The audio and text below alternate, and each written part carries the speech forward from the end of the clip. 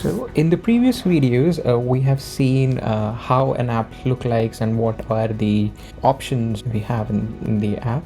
So let's try and create an app. So we'll go to setup and search for app here. So just app, and then we'll go to app manager.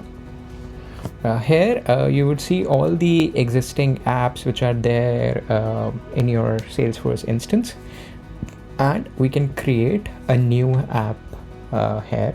So let's click on the button new lightning app.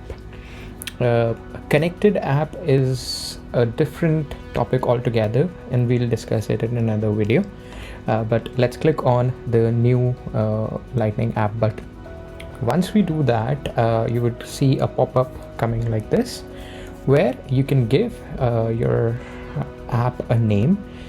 So let's say we call it the trail maker.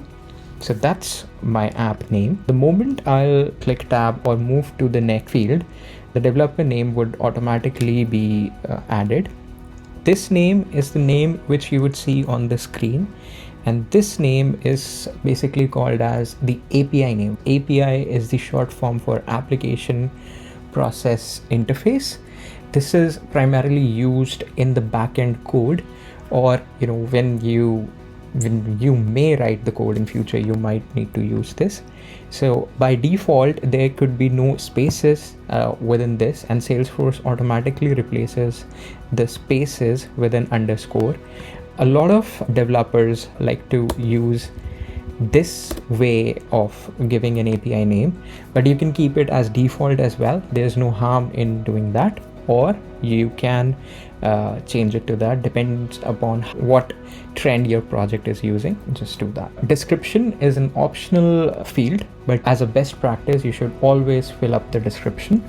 Description primarily says a brief about why you are creating this app or what this app does. So whatever you are creating in Salesforce, there's a description section, and please as a good administrator, as a super administrator, please fill those sections, because 5 years down the line, somebody who's looking at this particular app would know why this particular app was created or why that field was created. So let's try and put a small brief description, not longer than maybe 1 or 2 lines. So let's say this is the trail maker app for training purposes.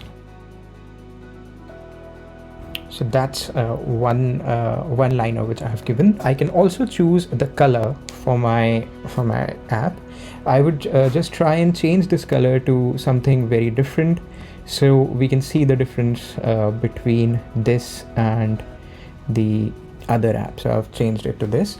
Let's put up an icon. So I would try to put my trail maker icon, which is this. So let's put that. And you also have an option to use the org themes as well. So if you have created a theme within your org, which we'll see in a later video, by checking this box, you can use that. So it would override this color and this image and use org image and color. So let's click next. Right here we have the navigation form and factor. So we can either have a standard navigation or we can have a console navigation. We'll see what console navigation is in future videos. Then we can also define whether it is supported on desktop and phone, or just desktop or just phone. We change the setup section that you see in the gear, and whether we want to give the full service setup options or only service setup options. We can also disable end user personalization, or we can also disable temporary tabs. This totally depends on your requirement, but for this demo purposes, we will not do this. But do try in your playground and see what difference does it bring to the app, right? So let's click next here. Then you can also add a utility item bar at the bottom. So if you want to add this, you can add this. As a note, this is only available in the desktop version and not phone layout. You can there are two alignments which are available, default and mirrored. We'll keep it just default and click next. Now we can see the navigation items which we want to add to our app. So let's say I want to add accounts, I want to add contacts, and let's say I want to have a report. So I would like to add reports, and let's say I also want recycle bin. So that's my app. That's all I want in my app, and I'll click next again. So now I need to define which profiles it is available to. So for your understanding, we'll discuss profiles in detail later on in one of the other videos, but for now just select system administrator, because it would be just you who's working and your profile is system administrator. Click save and finish. Bingo. In less than 5 minutes we have created our app. So let's go try use it. So you'll have to refresh your page once, and then we can go to our app and try. The color which has changed here, the icon which has changed here, and obviously the tabs which are available in this tab bar have also changed, because we allowed a user modification. You can see this pencil icon here. You can click on that. So any user who is not even an administrator can click on this and add more items to the app, but they would be just available for themselves.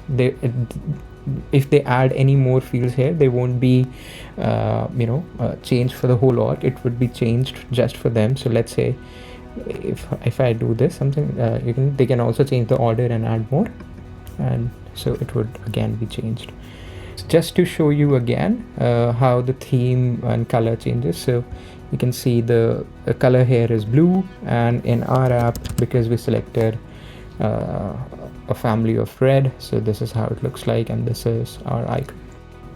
Please share your questions, thoughts and feedback in the comments section, and I'll get back to you.